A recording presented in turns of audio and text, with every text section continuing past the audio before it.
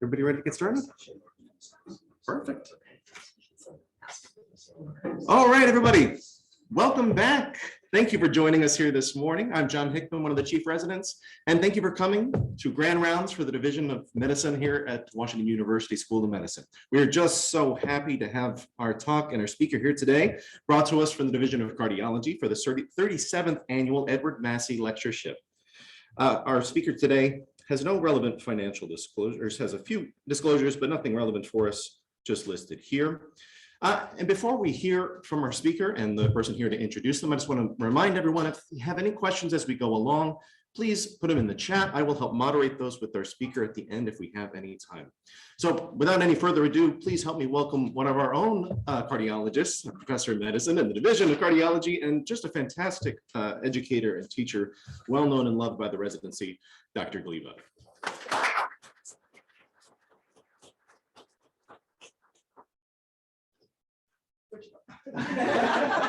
Thank you, Sean. Oh, well, good morning, everyone. It's really an honor and a privilege for me to introduce Dr. Albert today, but I wanted to start with a few words about Dr. Massey. This is the 37th Massey Lecture, and he really was a force here at Washington University and Barnes Hospital. He trained here at internal medicine and then went to the Brigham in Boston and joined the faculty here in 1938. He was the director of the Heart Station from 1941 to 1973 and co-authored a textbook on electrocardiography. And he was really an important effort here where he began one of the directorships of our division and then worked on automating electrocardiography. He went on to be a founder of the Scientific Council of the American Heart Association, and he served as governor and treasurer of the American College of Cardiology. He was a hugely active clinician. And when I started here, there were patients who had seen Dr. Massey. So it tells you how long I've been here. He was really a force, and in 1988 became an emeritus professor of clinical medicine and retired from Washington University. In 1984, a endowment fund and lectureship was established in his name. And over the years, we've had a very long list of prominent cardiologists, world famous thought leaders and scientists who have come to educate us. And we're so very fortunate with his enduring legacy. And in that vein today, we welcome Dr. Albert. She is a professor of medicine and the founding chair of the Department of Cardiology, the Lee and Harold Kapelovitz Distinguished Chair in Cardiology at Cedars-Sinai Medical Center in Los Angeles, California. She's also the Lee and Harold Kapelovitz Distinguished Chair in Cardiology within the Smith Heart Institute at Cedars-Sinai. As if she didn't have enough to do, she's a visiting professor at Harvard Medical School and remains an epidemiologist at Brigham and Women's Hospital in Boston. She received her MD degree from Harvard, earned her Master's of Public Health from Harvard School of Public Health, and then completed internal medicine, cardiology, and cardiac electrophysiology at Massachusetts General Hospital in Boston. She's currently a principal investigator on 2 NIH-sponsored R01s, and her pioneering research focuses on epidemiology, risk stratification, and prevention of sudden death and atrial fibrillation in large prospective cohorts, as well as multi-center clinical trials. Most notably, her research focuses on the impact of diet, lifestyle, genetics to the burden of heart rhythm disorders. She has over 180 individual contributions to the medical literature, and she serves on the editorial board for the Heart Rhythm Journal and for Circulation. She is our immediate past president of the Heart Rhythm Society. So please join me in welcoming Dr. Albert to Washington University. We are so very excited for a presentation on prevention and early intervention for atrial fibrillation. Thank you.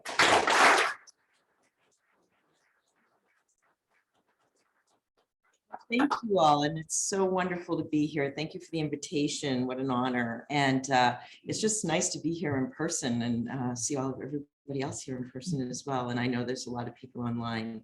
So what I wanted to talk to you today was about prevention and early intervention for atrial fibrillation. And again, these are my disclosures, but as was stated, they're not particularly relevant for this talk today.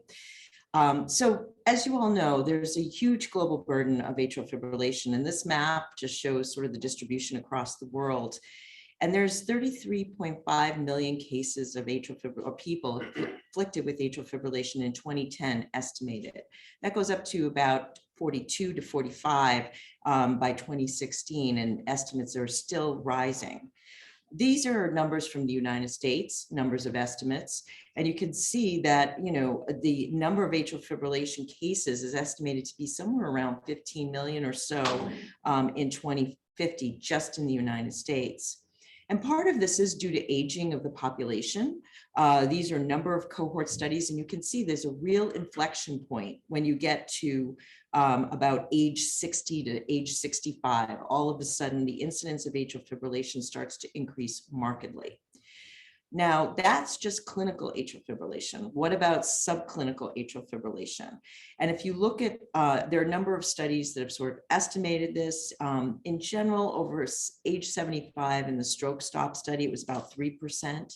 If you add a stroke risk factor, you get to 7.4%.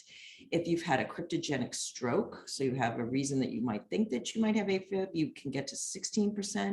And if you put ILRs in people and they have multiple cardiac risk factors, you can get up to 30%. So there is potentially a fair amount of undetected atrial fibrillation in the population. And this was just one study showing that ILRs in patients who had risk factors picked up a lot of atrial fibrillation. But again, some of it is only 6 minutes, and we don't really know what the significance of that is. And I'll talk a little bit more about that later. Now, why do we care about atrial fibrillation? First, it makes our patients symptomatic and impairs their quality of life. But there's a lot of morbidity associated with atrial fibrillation. And of course, we always think about stroke. It's about a 5-fold increased risk of stroke, and it's estimated that 25% of all strokes may be due to atrial fibrillation. There are also data in the literature that there's an association with dementia, and whether this is independent of strokes or not is unclear, but it's a fair increase. And because dementia is so prevalent, this is a significant increase in morbidity. Now, as far as the strongest risk factor, actually today, the most common morbidity is actually heart failure. And when you have atrial fibrillation, you have almost a 10-fold risk of developing heart failure. There's also increased risks of myocardial infarction that have now been shown in several studies. And there's an association with kidney disease as well, and even an association with cancer. And this is unclear whether this is due to shared risk factors. When you look at the risk factors for atrial fibrillation and cancer, I'll be presenting those for AFib. They're very similar. But when you look at a number of studies, this seems to come out even when you control for all those risk factors.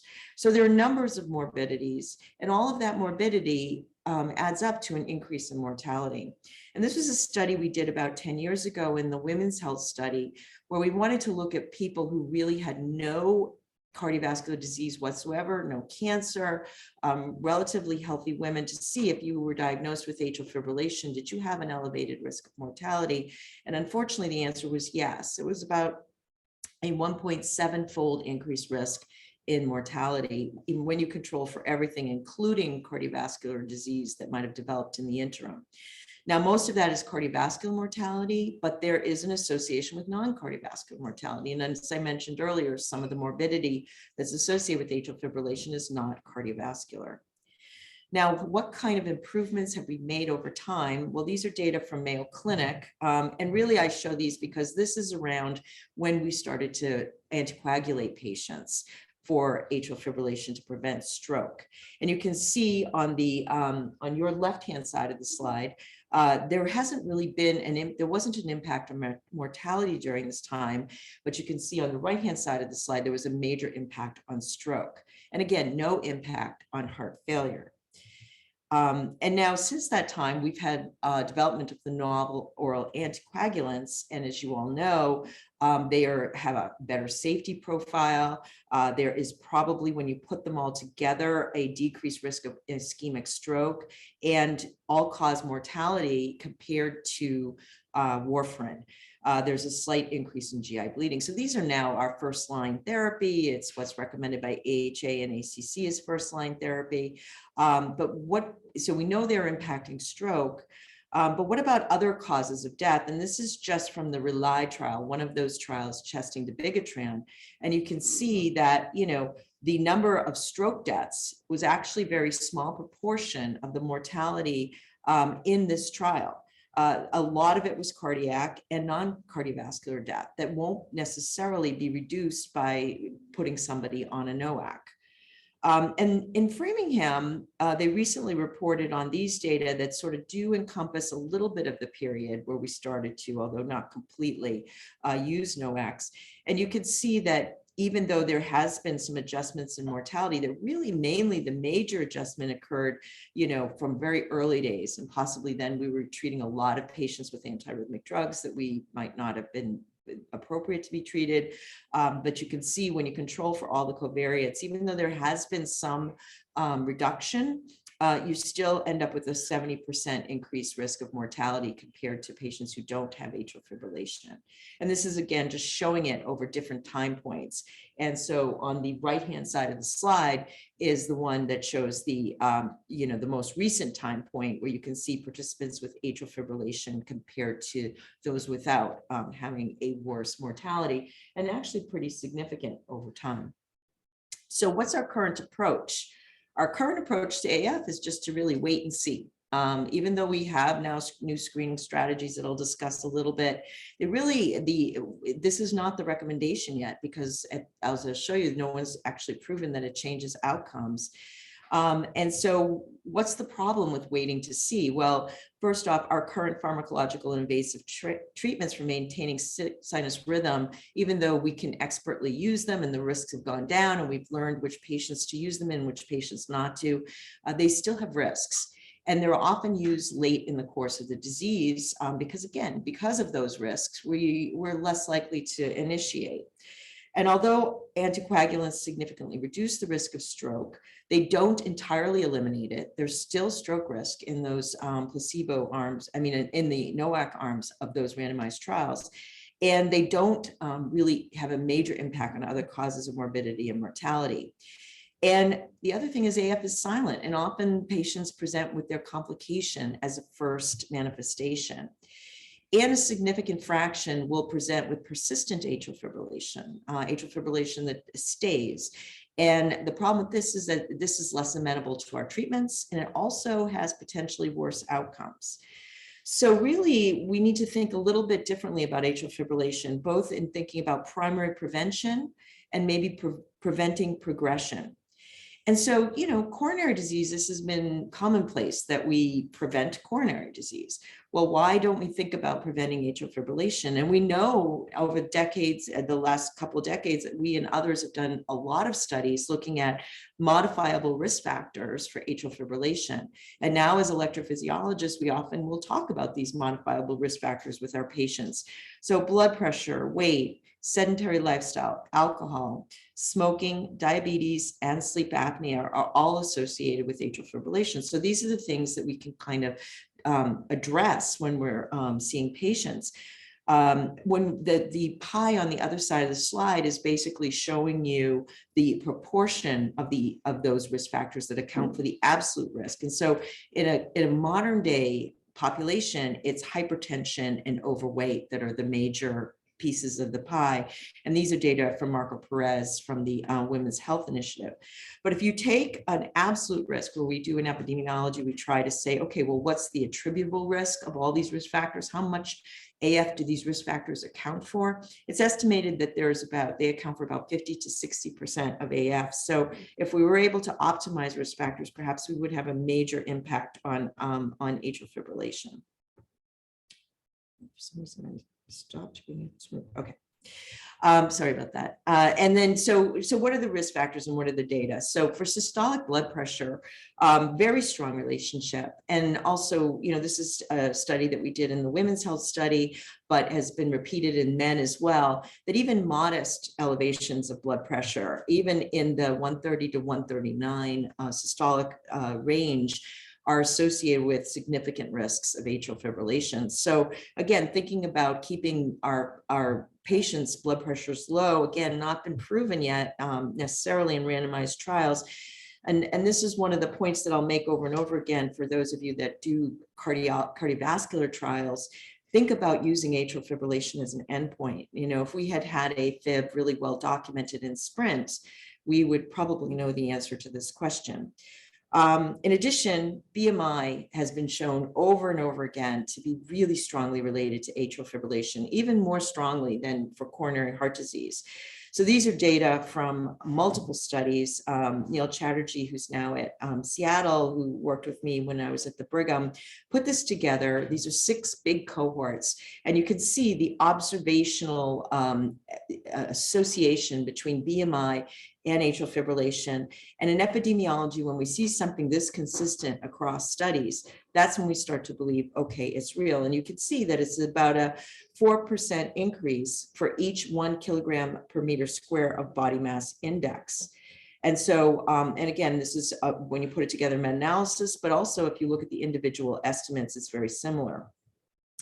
Now, we did a Mendelian randomization to try to say, well, what part of that is causal? And what that we do with that is we take the genes for BMI and we see if those genes are associated with atrial fibrillation. So again, thinking that those genes aren't necessarily influenced by your environment.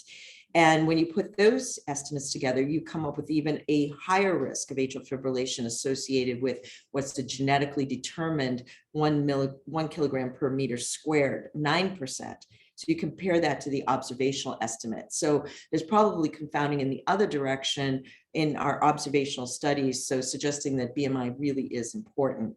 And we have evidence, this is work from Usha Tedrow, who's at the Brigham, basically showing that, you know, if you lose weight, you can reduce your risk to that who is somebody who is not obese. So if you were obese and you become non-obese, you have the same risk as somebody who wasn't obese. And similarly, if you become obese and you were not, you have the same risk as someone who is stably obese. So suggesting that change makes an impact. In addition, not only does body mass index affect developing atrial fibrillation, it also affects what kind of atrial fibrillation you develop. Our obese patients are more likely to present with persistent atrial fibrillation, which I mentioned is less amenable to treatment. And so these are work by Dr. Sandhu, who's now at Cedars-Sinai with me, and basically showing that patients who had BMI greater than 30 were much more likely to present in non-paroxysmal atrial fibrillation than paroxysmal atrial fibrillation. And also diabetes is associated with atrial fibrillation. And in our study, we also found that hemoglobin A1C levels were associated with developing persistent atrial fibrillation. So these are all ways that we can impact our patient from developing atrial fibrillation. Now, what about exercise? Exercise does seem to have an independent effect in addition to the effect that it has on BMI. And these are data from Marco Perez's study in the Women's Health Initiative. Again, you can see that on this side of the slide here, can you see that? No, you can't see when I do that. On the left-hand side of the obese, you can see that with physical activity amongst obese people, if you're physically active, you have a lower risk of atrial fibrillation. And vice versa, if you're physically inactive and you are non-obese, you have a slightly increased risk. So there is an interaction which is significant. Now, the other piece of AF, which is a little different than coronary disease, is that alcohol, unfortunately, has a very strong relationship with atrial fibrillation. And this is one meta-analysis, and it's been shown pretty much over and over again that, you know, increased risk of atrial fibrillation. This is looking at 1 drink a day, and different studies are associated with AF.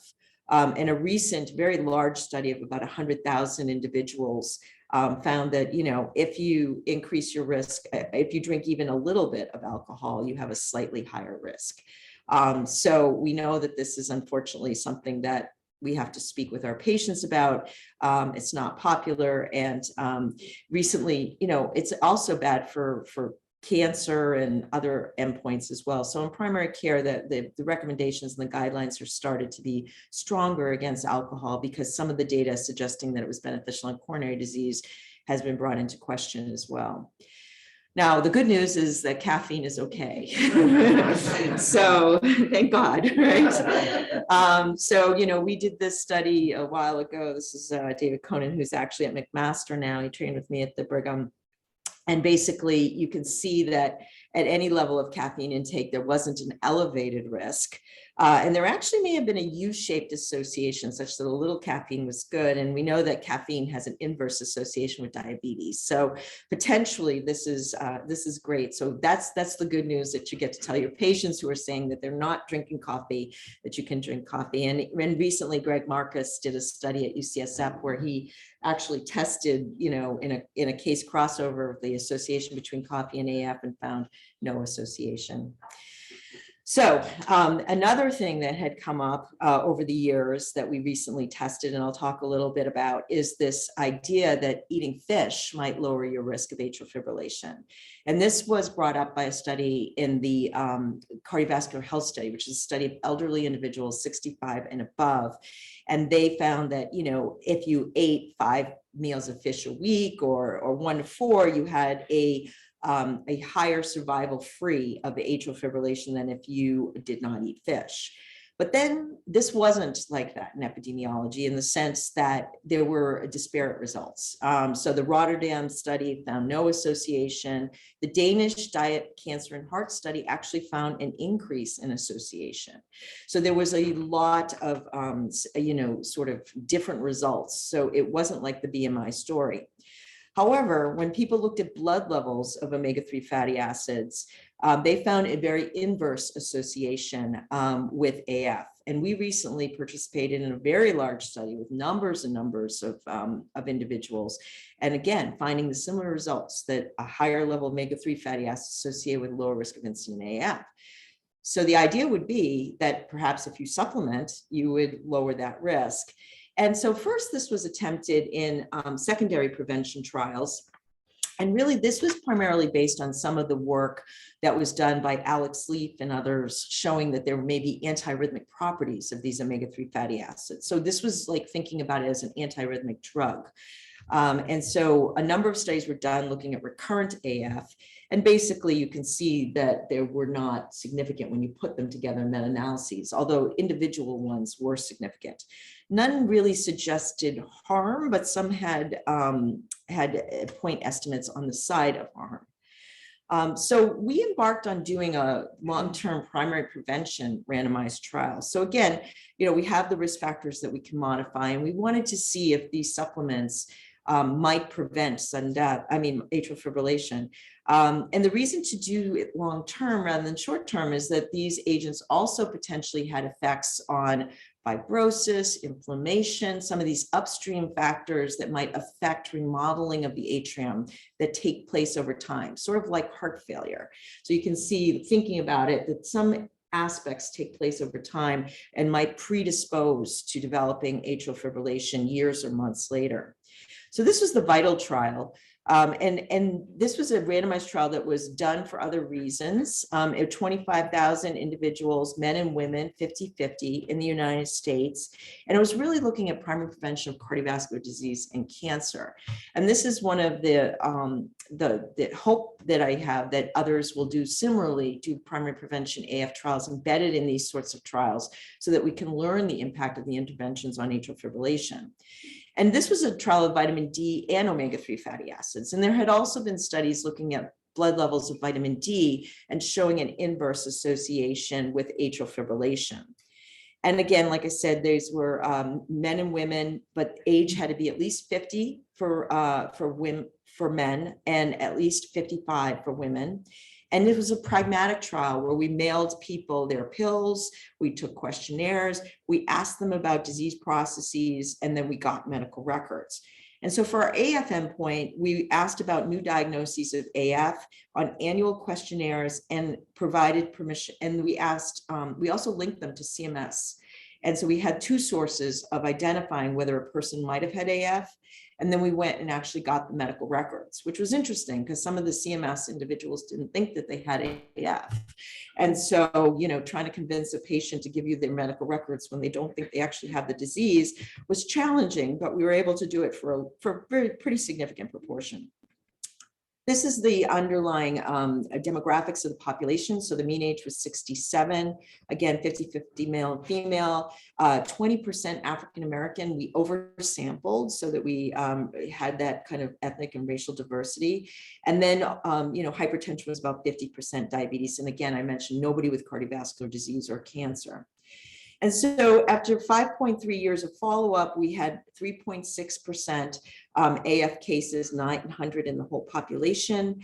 Most were confirmed by an ECG, but some were confirmed by medical record report. You can see the type of AF. You know, a lot of people, even though this was their first, and we went and tried to get the first record, a lot of people present with persistent AF. And early AF found a very similar thing. East found a very similar thing. So there is a problem with this because they are less amenable to treatment. And actually only 60% had symptoms at diagnosis, which suggests that we probably did find a lot of the atrial fibrillation because we found a lot of asymptomatic atrial fibrillation as well. And only a small fraction had AF post-cardiac surgery or atrial flutter. And we had about 92% power to detect a 20% reduction. We thought that was a reasonable clinical reduction in either an increase or a decrease in incident AF. And so we didn't find a reduction. We found a little bit of an increased risk, but it was not significant. And again, we were treating people with about 1 gram of fish oil. And then for vitamin D, we found the exact same result, which is bizarre. And we tried to test it over and over again, but it was the exact same result. And again, non-significant. And then when we looked at different types of atrial fibrillation, so we, you know, excluded people who had symptoms before, because this was the first time anybody really had done a primary prevention AF trial. When does AF begin? You know, it's very hard to tell sometimes. So we excluded people who may have had the AF before. We excluded people that were detected by CMS linkage. We excluded atrial flutter, and this is for vitamin D, and we did an on-treatment analysis as well. And we looked at paroxysmal AF and non-paroxysmal AF and found no associations, and did the same thing for omega-3 fatty acids. And basically, again, did not find anything significant. On the on-treatment analysis was a little bit more trending towards significance. With respect to subgroups, this is going to be hard for you to see, but basically there were 2 subgroups that stood out for omega-3 fatty acids. One was height, and I cannot see it there. Yeah, it's in the middle. Such that taller people actually had a higher risk of omega-3 of AF associated, and also alcohol. And there is sort of a physiologic reason why those 2 things might have more extreme effects of omega-3 fatty acids. So at the time that this came out, also multiple studies had suggested that there was maybe an increased risk of AF with these agents. And again, this is data from Reduce It with a much different agent, high dose EPA, icosapenthyl ethyl for hypertriglyceridemia, found this off-target effect of a higher risk of atrial fibrillation, lower risk of sudden cardiac death, which I'm not talking about today, but higher risk of atrial fibrillation. And then the STRENGTH trial, which found a different result on their primary endpoint from Reduce It, in other words, didn't find a benefit where Reduce It had found a benefit of that icosapenthyl ethyl on the cardiovascular endpoints, found similarly that there was an increased risk of AF. So that's where the 2 agree. And so we put this together in a meta-analysis with other studies that had tested long-term administration of omega-3 fatty acids. And these are just some of the studies, and you can see the varying dosages. You know, it's 1 milligrams versus 4 milligrams, but there were several with similar amounts to vital of 1 milligram, just to see what was behind this and what was behind different results. And here, when we put them all together, you do see an elevated risk of atrial fibrillation, about 25%. And again, you know, but there are hazard ratios all over the place. When you look at dose, you seem to see a little, this is new onset AF actually, this is not dose. You don't see any difference from whether it's new onset AF or it's AF that was recurrent. But when you do look at dose, it does look like there may be an association such that those with the lower dose didn't actually have an increased risk where those with the higher dose did, or at least it seems like a dose response. So again, this is important because I don't know if any of you are necessarily treating your patients with icosapentalet or Vascepa, but if you are, this is one thing to think about if they do develop atrial fibrillation. And I know those investigators are potentially working on what happens if you stop the drug, because that's really what you want to know. Can you just stop it and then the atrial fibrillation goes away?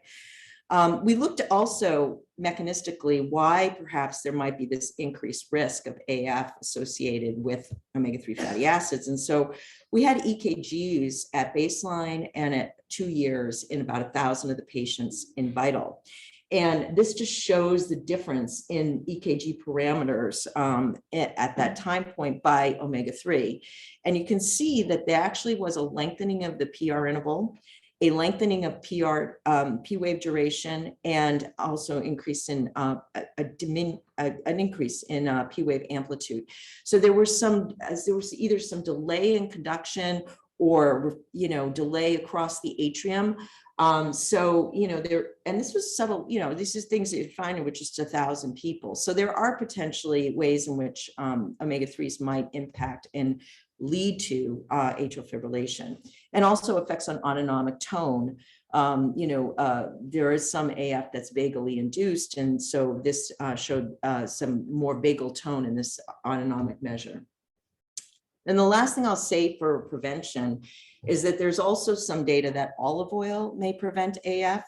And this is from the PREDIMED study. And again, this is something that was done retrospectively. It wasn't AF that was pre-specified, but it was intriguing that there was a 0.62. And as you know, PREDIMED found a reduction in the risk of stroke. So is it potentially, could it be somewhat due to reduction in atrial fibrillation? And I know there are investigators in Spain doing a study after AF ablation where they're actually giving olive oil to patients and seeing if that improves the outcomes after AF ablation. So now I'm going to switch gears to early intervention. So that's really for the primary care, thinking about those things.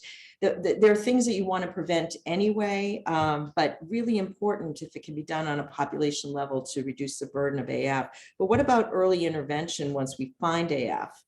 And so I'm going to briefly talk about screening, because obviously early intervention would be if you can go out and find the EAF and then do something about it.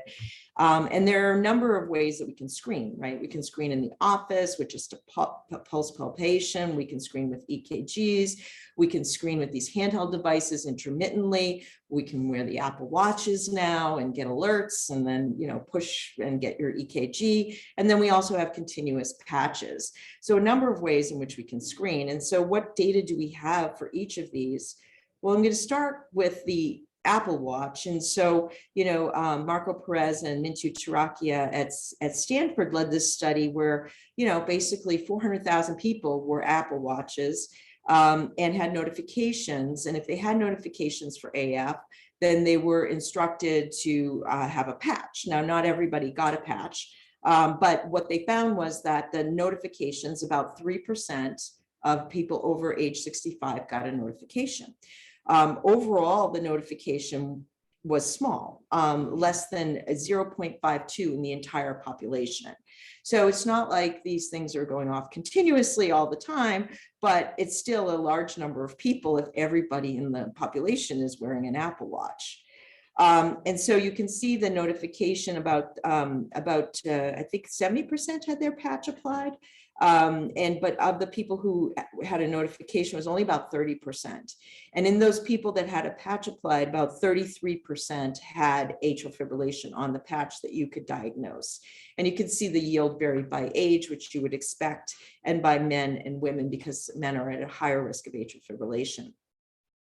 And with respect to specificity, if you had the patch on and you actually were monitoring with the Apple Watch, you had pretty good positive predictive value. But again, remember, if you have a lower risk population, that positive predictive value is going to result in more, if it's not perfect, is going to result in more people that are misdiagnosed with atrial fibrillation.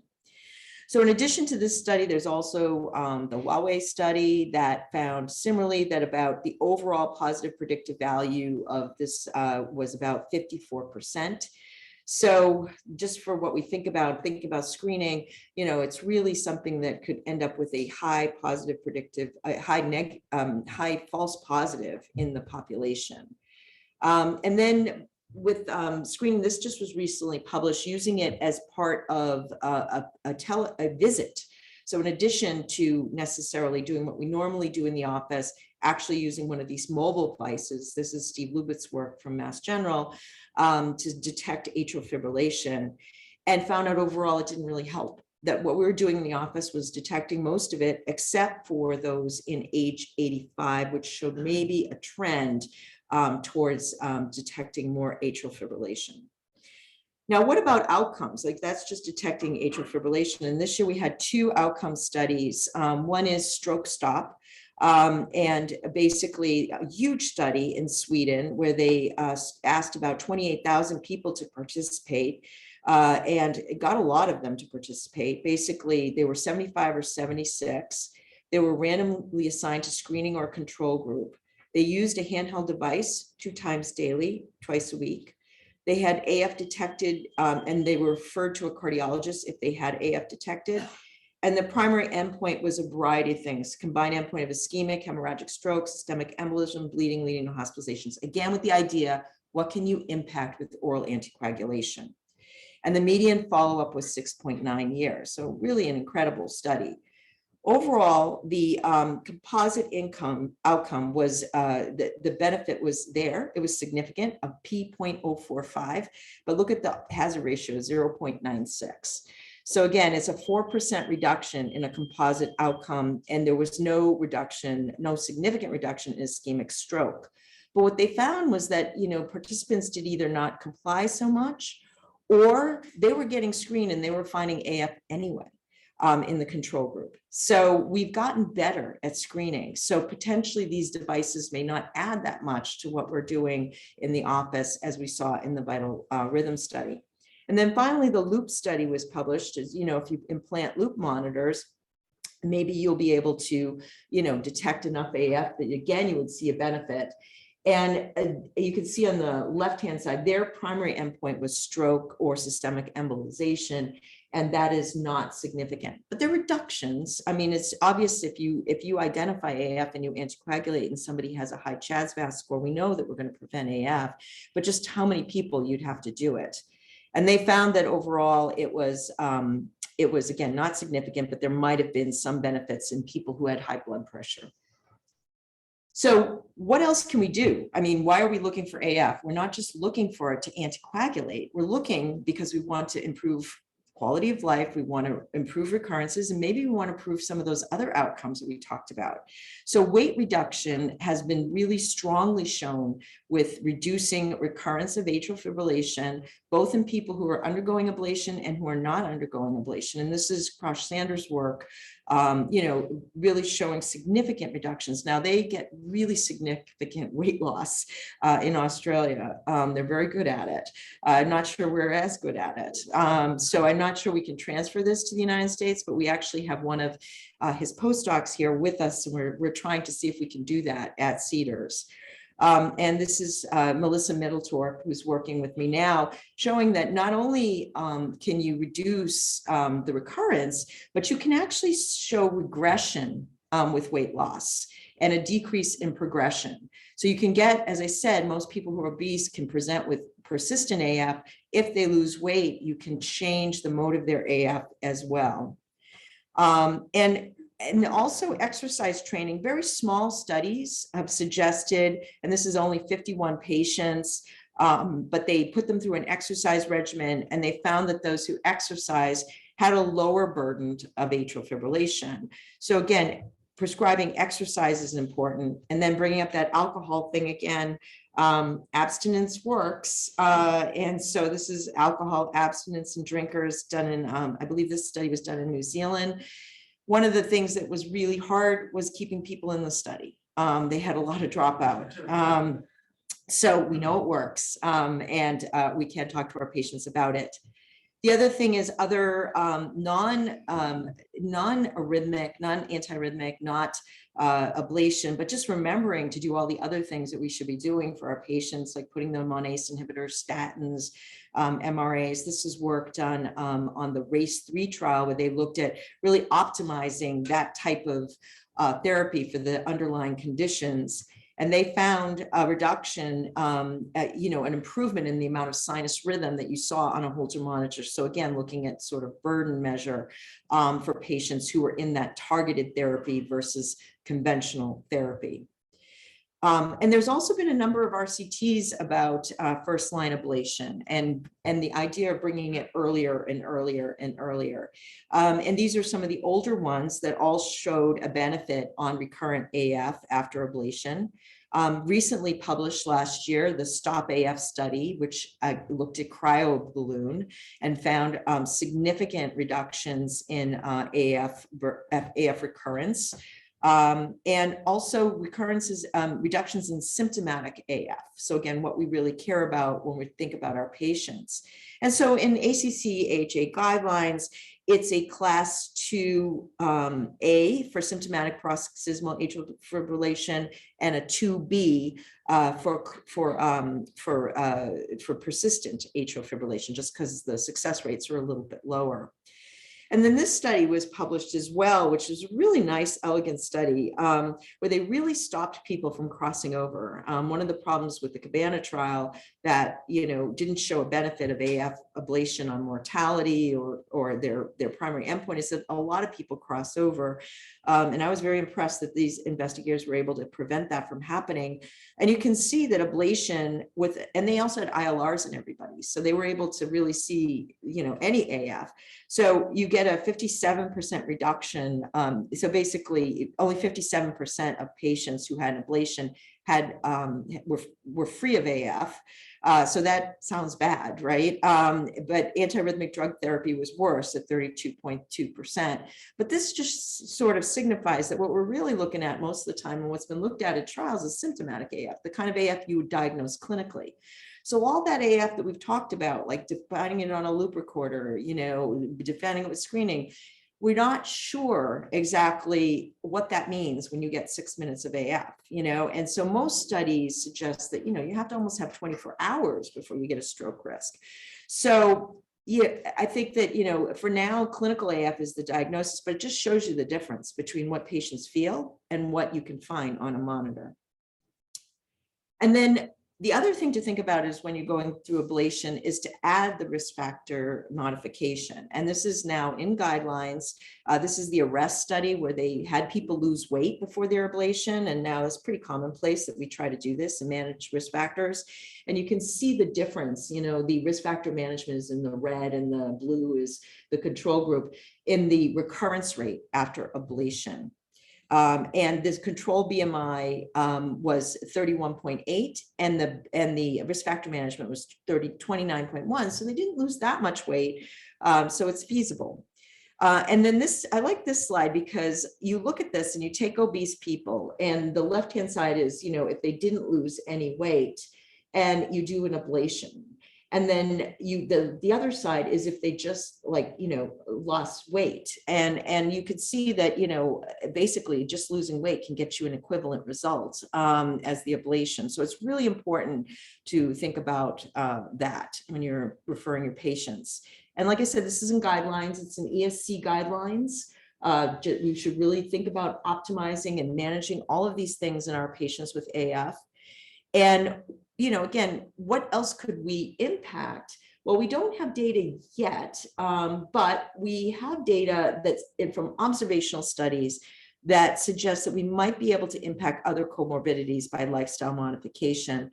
And these are data, again, from the Women's Health Study, where we're just showing here the strong association between AF developing incident AF, and developing heart failure, like a 10-fold increased risk. And once you develop heart failure, then you develop a lot of the adverse outcomes associated with atrial fibrillation. So, ideally you prevent the atrial fibrillation to prevent all of this from happening. And when you take optimal risk factors, and if you say, okay, how many of these optimal risk factors do you have? You have systolic blood pressure less than 120, a BMI of less than 30, no diabetes, and no smoking. If you have all of those, your hazard ratio for developing heart failure, if you have atrial fibrillation, is incredibly low. So it suggests that if we were able to manage those risk factors in our patients with atrial fibrillation, perhaps we can avoid one of the worst outcomes of atrial fibrillation and the most common outcomes, which is heart failure. And that's been shown in observational studies in addition for blood pressure, again, showing that really optimal blood pressure may be around 120 to 129 for our patients with atrial fibrillation. This is really where you see the nadir in heart failure admissions, cardiovascular events, MI. So thinking about this when you take care of your AF patients. And so these lifestyle recommendations are in our AF guidelines. And AHA is just going with weight loss right now, but ESC has a number and they're actually recommending opportunistic screening for AF in hypertensive patients, which was supported a little bit by not just that loop study that I showed, but a couple of other studies as well. But again, avoiding alcohol, asking for physical activity, obstructive sleep apnea, which I didn't get a chance to talk about today, but which is associated. And again, there isn't a lot of outcome data for that either. The one big randomized trial of that did not show a benefit on AF, but again, the incidence of AF was pretty low. So finally, I'm just going to end with talking about the EAST trial, because again, this was thinking about early management of patients with atrial fibrillation. And this is a study of almost 3,000 patients who had AF, and they had to have their diagnosis of AF within 12 months before enrollment. And they had to have one of these criteria. They had to be older than age 75, have a previous TIA or stroke, or two of the following criteria. And so basically these were not necessarily healthy people. And so, they had risk factors for stroke, they had risk factors for developing heart failure with atrial fibrillation. So it was enriched for that type of population. And these are the actual demographics. You can see the age, 70 years old. They also did well with a 50-50 split, almost of male and female. Obese was pretty much the way of the median was 29. And again, like we saw, a lot of people presenting with persistent, maybe not as high, but a lot of persistent atrial fibrillation. And so how did they manage these patients? Often this is brought up as a argument for early ablation. And, the reason why this was different than the AFFIRM trial, which I don't know if you all remember, but didn't show a difference between rate and rhythm, is that now we have ablation, but actually most of these patients were treated with antiarrhythmic drugs. And they were treated with 1C agents, which is, amazing to me, because that's not something we would generally do with like this risk factor profile. But a lot of them were on propafenone and flecainide, a fair amount of amiodarone and dronedarone, which is used often in Europe, not as much here. And you can see over 2 years, it shows the initial and over 2 years. So there was less of that over time. Ablation increased over time. Because people probably were refractory to therapy. And then when you look at usual care, you see that there wasn't a lot of dilution in those patients. They didn't have a lot of rhythm control strategies. And basically this trial found a benefit on a primary outcome of death from cardiovascular causes, stroke, hospitalization for worsening heart failure, so using heart failure, or acute coronary syndrome. So any of the outcomes that could be adverse, and found a 20% reduction. And had to follow these patients. They followed them for 8 years, so a really long trial. So again, this came out right when the ESC guidelines came out. So the ESC guidelines had talked about the only reason to sort of initiate was for symptoms, which we always think about. But then this came out and showed, well, wow, there may actually be an actual benefit of initiating therapy early. And when you look at the different outcomes, it's death, it's stroke. So some hard outcomes in addition to maybe hospitalization as well. And so in summary, Cardiovascular risk factor and lifestyle modification, I hope I've made it clear that they're critical for both prevention and management of atrial fibrillation. And this management of comorbidities also improves the maintenance of atrial fibrillation. So managing the other diseases our patients present with, and it also prevents regression. It can improve maintenance of sinus rhythm and regression from persistent to paroxysmal. So you can get people less symptomatic. And risk factor modification should be used as an adjunct to catheter ablation, and it will reduce your AF recurrence, it will reduce persistence, and it also may reduce cardiovascular morbidity in patients with atrial fibrillation. We don't know that. There isn't a big randomized trial of it, but the observational studies suggest that it would. Greater emphasis on early treatment with rhythm control strategies is emerging due to these results from ablation trials showing better outcomes with respect to recurrent AF, and then also now from this EAST trial showing actually hard outcomes being beneficial. And multiple modalities are effective for AF screening, but there hasn't been a study with a positive outcome. But again, these studies have just been looking at stroke and anticoagulation. What would be the outcome if we did a risk factor modification for people who you find asymptomatic AF? Maybe that would be more effective. And so to make an impact on morbidity and mortality in AF, to go past those curves that I showed in the beginning, which really haven't budged, I think we need a more comprehensive focus beyond stroke prevention, and it's needed early in the disease process. So I want to thank you all for your attention.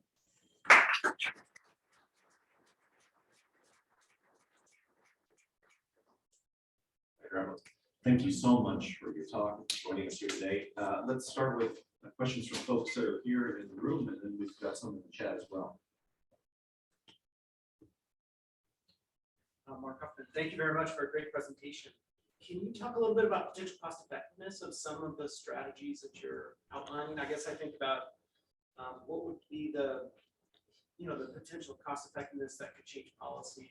Right. Cardiac rehab is being something that we do for patients to prevent sort of usually secondary prevention, but just trying to think about what the cost effectiveness is. Yeah, no, that's a good question. I think, part of it is not knowing the effectiveness, in the United States, we know sort of the effectiveness elsewhere, but cardiac rehab, we do it all the time for coronary disease, but you would imagine, why don't we do it for AF, right? And I don't think it would be very difficult to do that kind of a study. I don't know if there's anything really out there. People have looked at cost effectiveness of screening, and that comes out not so good. Because again, the outcome, no one's shown really that there's an outcome that is beneficial to patients.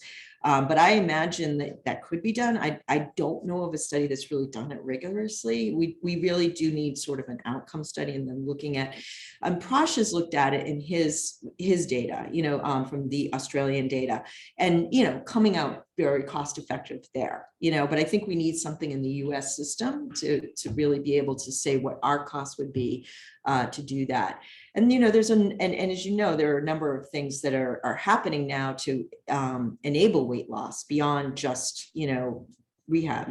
There's all these new drugs and things. So you can imagine that we could design a trial that would be very effective in the United States. I hope. There's been obviously considerable interest over the last couple of years in SGLT2 inhibitors, and I'm wondering if anybody has looked at whether these agents reduce the incidence of AF either in patients with heart failure or just the general diabetes population. That's a great question, and yes, they have.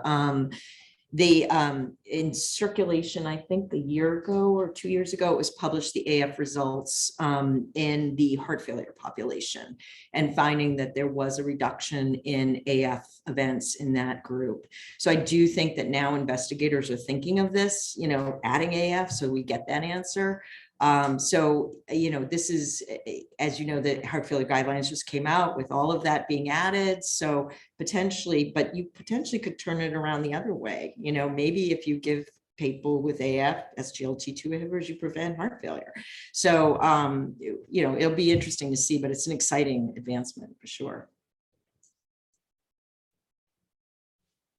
One question I'd like to pose to you from the chat, just building on the question here, from a cost benefit perspective, should insurance be covering more GLP-1 agonists in patients with obesity with new AFib to reduce expenditure on DOACs? Yeah, no, that's a great question. I think that, we've thought about that sort of trial. I know that investigators at Cleveland Clinic are also thinking about it. There may be a couple of trials that'll hopefully come out, but it seems like a no-brainer to think about doing that. And either pairing it with ablation or pairing it just in general.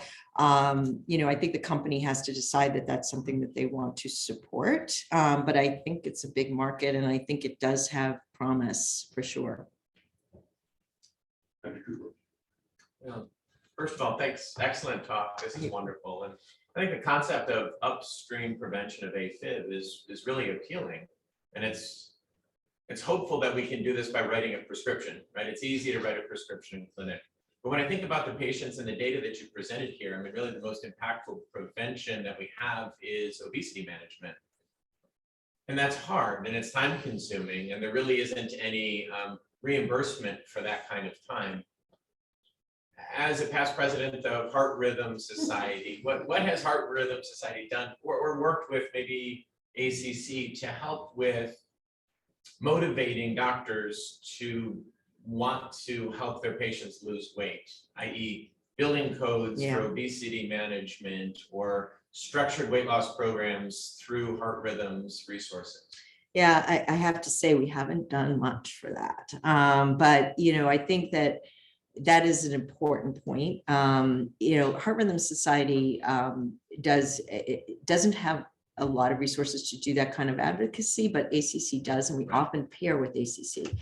But absolutely, just in thinking about this now, because we are trying to set up this kind of a clinic, so much of it isn't reimbursed, right? That we need to create like virtual clinics and how do we get that reimbursed, and the drugs, we have trouble getting them reimbursed. So I totally agree with you that is something that we as a group of society should be looking at, because it's not just for AF. I mean, it's significant for AF, but it's also going to be significant for so many other diseases, I would imagine, besides AF, even outside of cardiology.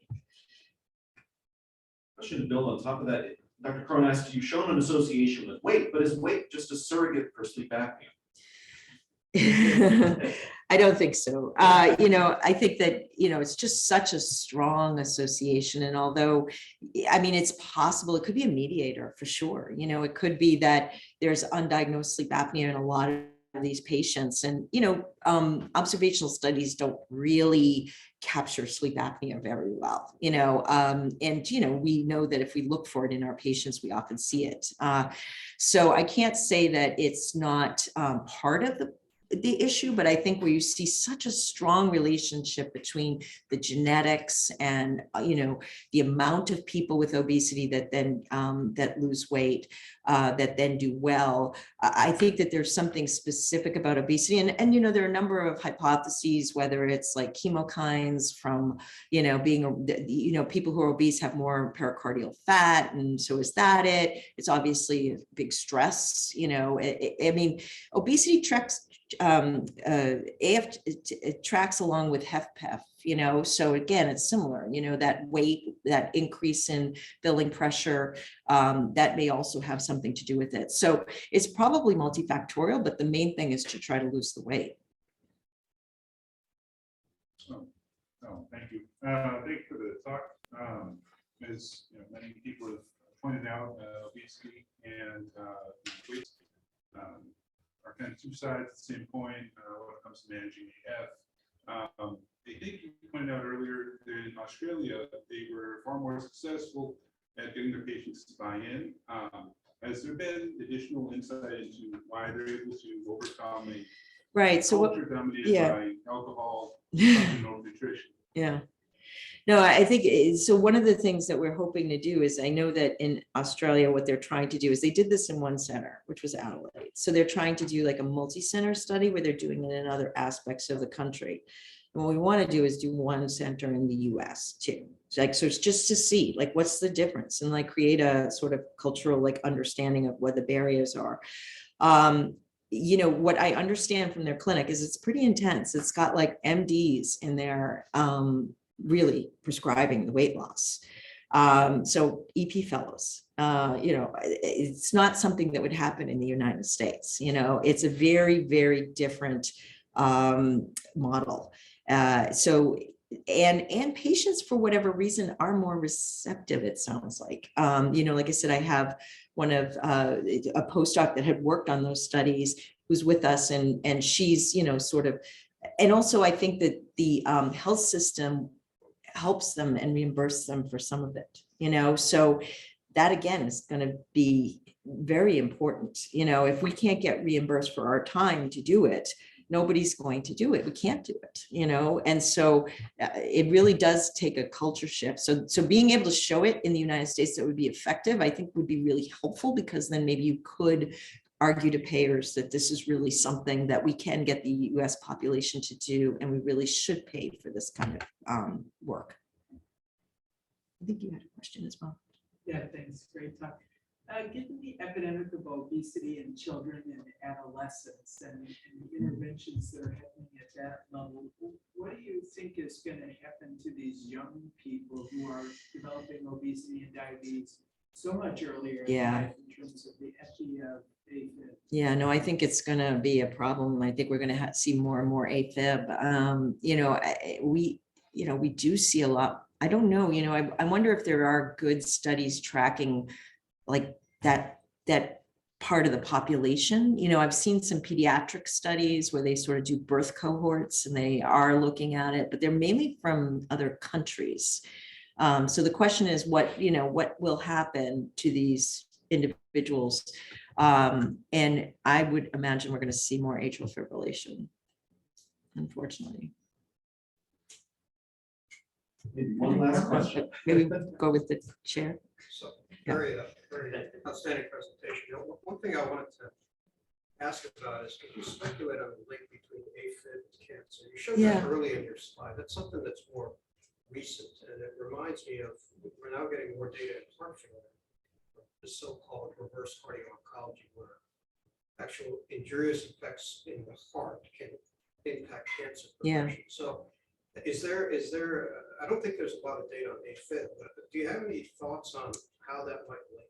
Yeah, no, it's a good question. It was one of these things, David Conan, who's the first author, posed that study. And I said, why do you want to do that study? Why do we want to make our AFib patients worry more about cancer?